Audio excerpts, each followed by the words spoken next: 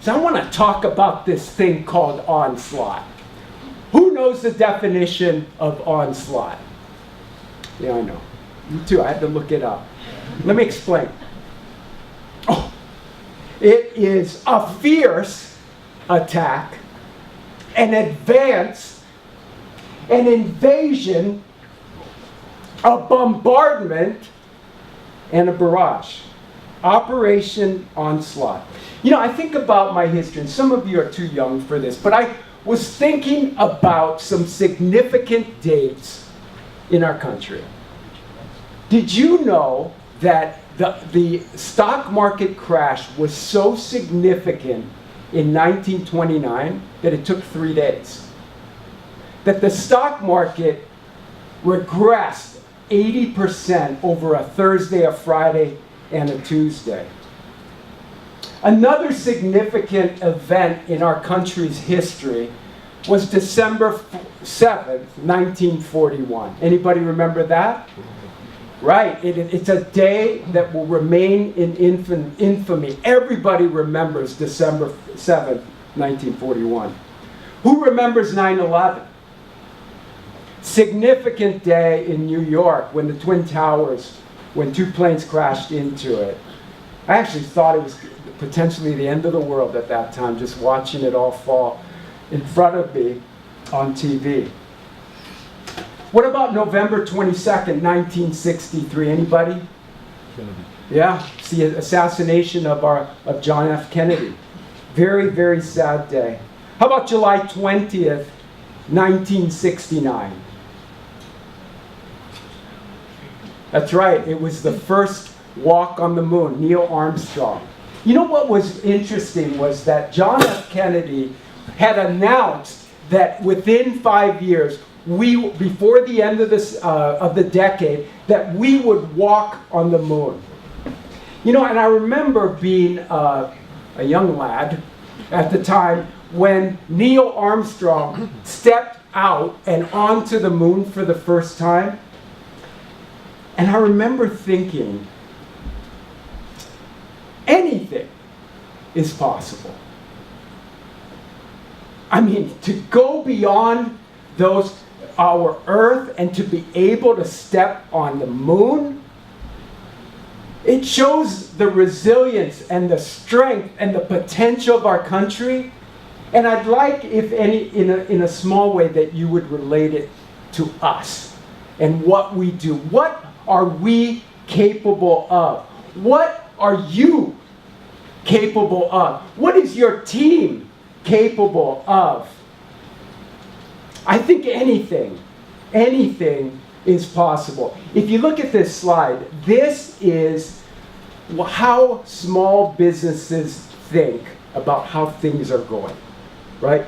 And so this is the low point in 2009, and small business optimism to this date continues to increase. People are feeling good that, you know, the tax legislation changed it. People are feeling more aggressive. People are feeling more encouraged. The ELFA, for some of you that are new in our industry, is the Equipment Leasing Association. In the first quarter, 12% was up. In truck sales, it was up over 21%. You know what's interesting, right, is we got to read the tea leaves. The tea leaves, that saying says, what is going on in our environment today? People are thinking, hey, it's pretty good. I think there's a lot of potential. Did you know that this morning they reported that they added 200,000 jobs in our country? This is it. Can you imagine? You go, well, no, I'd rather go to work during a recession. Not really, right? This is the time. The table's been set. The economy is primed. The economic indicators suggest continued growth. What would you do? What is your call to action? You know, do you remember when you were a kid? I don't know if they do it in Australia, but have you ever had an Easter egg hunt? And you go, oh my gosh, they let you outside the door and you go, and you can see eggs everywhere. And you go, Which ones have the gold coins? Which ones have the Reese's, right? That's how I feel right now. That's how I want you to feel. It's Easter Sunday, and there are eggs everywhere. It's just trying to figure out where you want to go first. You do have that. Yeah. No? Okay. What about when you as a 19-year-old teenager, you went trick-or-treating? That's a violation, by the way. No 19-year-old should be going trick-or-treating. But like when you first went trick-or-treating for the first time, right? And you go, I don't want jelly beans. I don't want red licorice. I want Snickers. I want full-size Snickers. And who are the ones that are giving coinage? Those are the houses that I want to go to. That's kind of how it feels right now, right?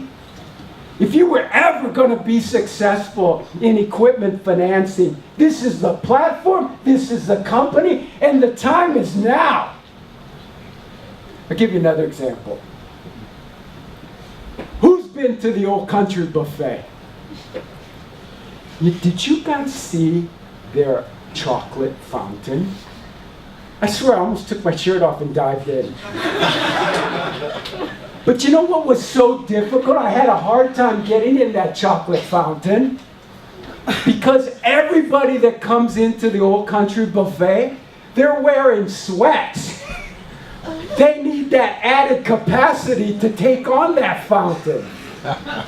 Do you have that capacity to take on that fountain? I do. I've been more excited than I've ever been. You know, my mom, and this is my last example, my mom, when I was a young kid, she worked at Foremost Dairies. They have them on here, right? It was purchased by Foremost McKesson.